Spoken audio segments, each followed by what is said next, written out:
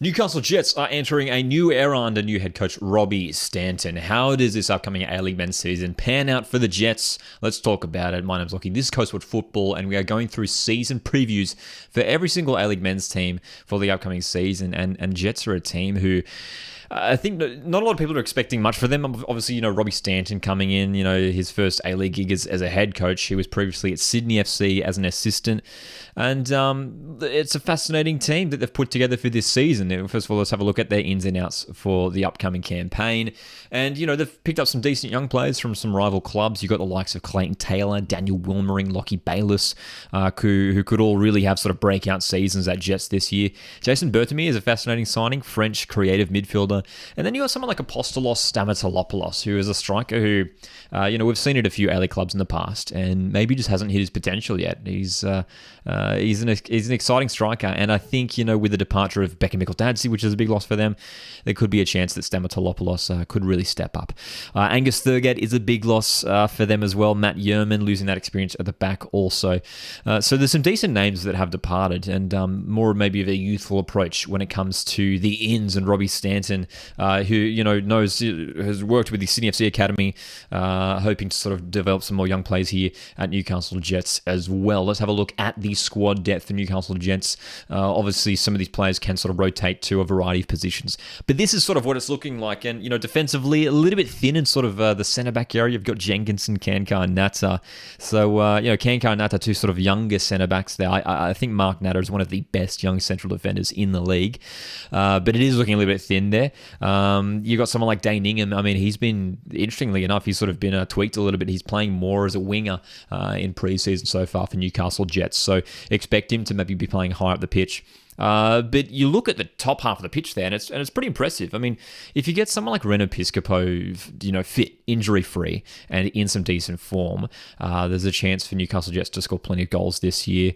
Bertomir, Bahagia with his pace.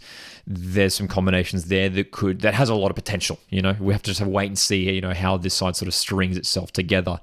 It's again up front where it's question marks in terms of what it's going to look like. Is it Bahagia who maybe starts up the top for the pace?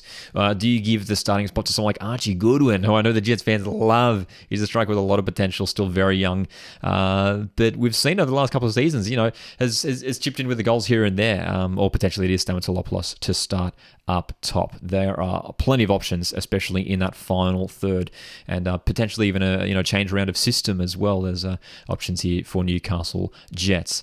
They're a team that I think a lot of people are maybe underestimating a little bit. I think when you look at the young players that they have brought in, being a Mariners fan, I know a lot about Lockie Bayliss. He's a fantastic player, very versatile as well, whether he plays in midfield or further up the pitch as well. Will surely contribute to some goals this year.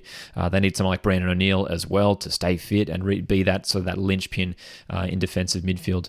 But Newcastle Jets, I think the expectation for them, look, it's going to be hard for them to push into the top six. I don't think they have enough. This could, though, be a season where they don't necessarily play finals football, but there is sort of some improvement there. And there's maybe some big seasons for some of the young players who are just going to get better and better over the next couple of years.